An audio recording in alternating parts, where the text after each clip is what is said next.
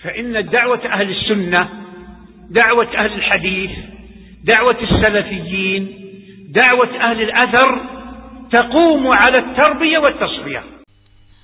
حضرت عبداللہ ابن مسعود فرماتے ہیں کہ اللہ کے رسول نے فرمایا، صحیح مسلم 2125 نمبر کی روایت ہے، عن عبداللہ ابن مسعود رضی اللہ تعالی عنہ قال قال رسول اللہ صلی اللہ علیہ وسلم لعن اللہ الواشمات والمستوشمات والنامسات والمتنمسات والمتفلجات للحسن المغیرات خلق اللہ.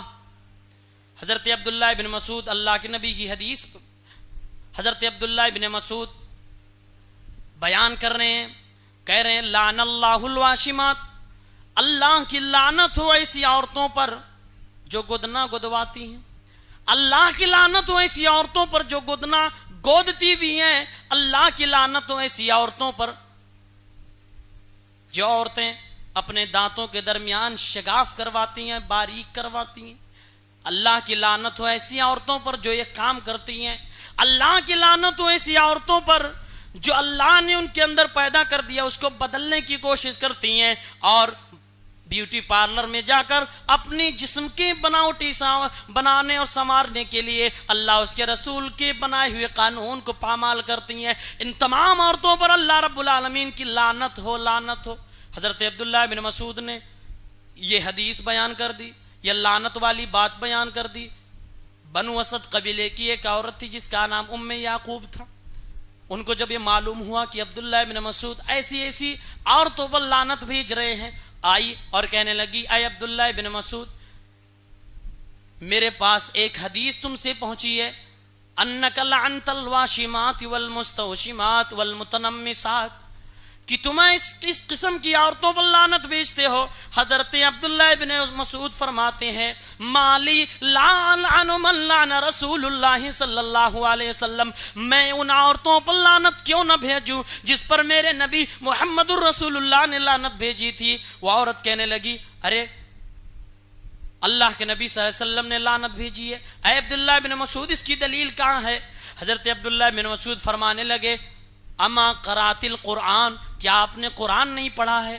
عورت کہنے لگی قرآن تو میں نے پڑھا ہے، قرآن کی سورہ فاتحہ سے لے کے سورہ ناس تک مکمل قرآن ہم نے ختم کیا، لیکن قرآن میں تو کہیں ایسی بات موجود نہیں کہ اللہ ایسی عورتوں پر لعنت بھیجتا ہے.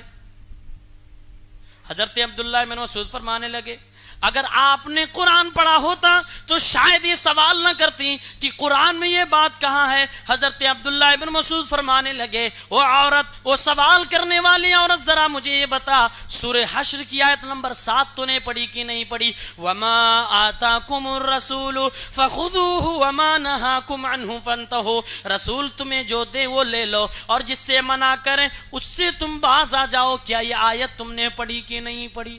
اس نے کہا یہ آیت تو پڑھی ہے. کہا بس اللہ کے نبی نے لعنت بھیج دیا، بس اللہ کے نبی نے جس چیز سے ہمیں منع فرما دیا گویا کہ اس سے ہم کو رک جانا چاہیے. یہ چیز گویا قرآن کے اندر بھی ہے جو اس آیت کے اندر سمٹ کر آ گئی وما آتاکم الرسول فخذوہ وما نہاکم عنہ فانتہوا. یہ عورت جب یہ جواب سنتی ہے تو کہتی ہے ابن مسعود زیادہ بڑی بڑی بات مت کرو، میں نے تیرے گھر کی عورتوں کو بھی ایسا کرتے ہوئے دیکھا جو تم منع کر رہے، جن عورتوں پہ تم لعنت بھیج رہے ہو جس کام کی وجہ سے تمہاری گھر کی عورتیں بھی ایسا کرتی ہیں.